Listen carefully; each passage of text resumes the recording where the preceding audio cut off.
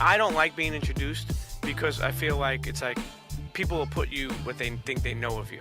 Like if I say like, you know, oh, April Walker, you know, fashion, like she also makes an amazing tuna salad, you know, but people don't know that.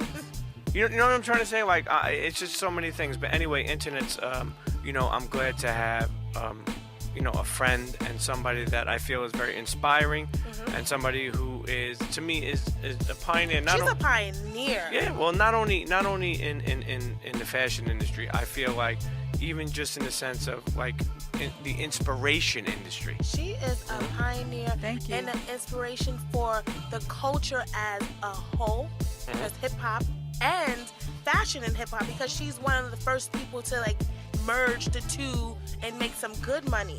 Peanut butter and jelly. Yes. Hamburger. Ow. What She's else? the Dapper friend of this. Crazy. You guys, good energy and synergy right here. Yeah. I'm watching you guys smiling. No, we having a good time. But anyway, April, like I said, you know, I told Miss Lissa too. I says, yo, as we do these episodes and they continue to do it, it's only a matter of time before I brought April up. So for internets who don't know who April is, I feel like give it a second to understand and listen.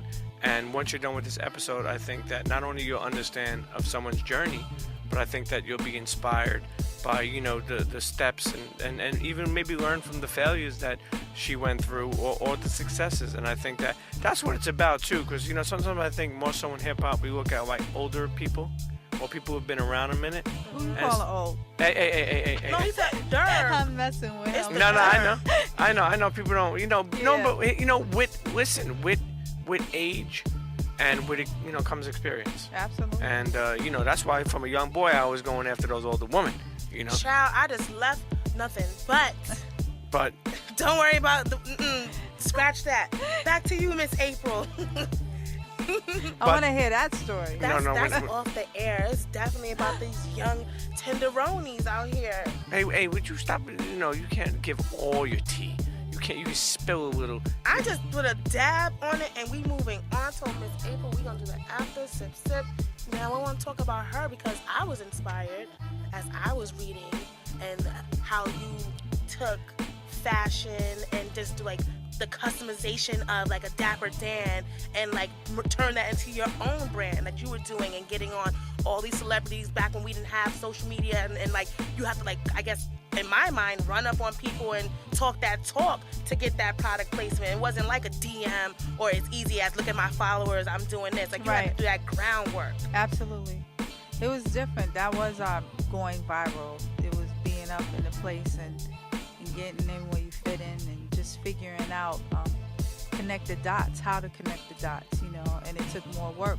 But it was a different time too. So I have to remember the 90s we were all trying to figure it out at the same time. So I think that 80s and 90s was a time where we were building. We hadn't literally arrived, so everyone was kind of feeding off of each other's energy and embracing it, you know what I mean, and welcoming it. Like, how could we help each other? That doesn't exist anymore without a check. Yeah.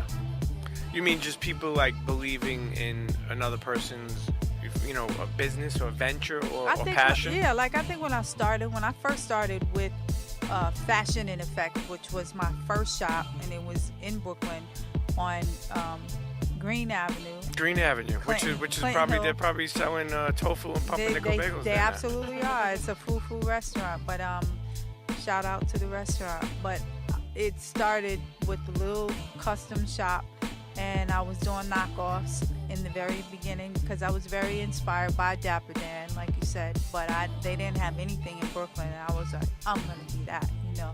But I saw that wasn't like I couldn't really build a legacy off of that because it was Gucci, it was Nike, it was all the stuff we loved, and we were doing it better than they were doing it, in my opinion, at that time.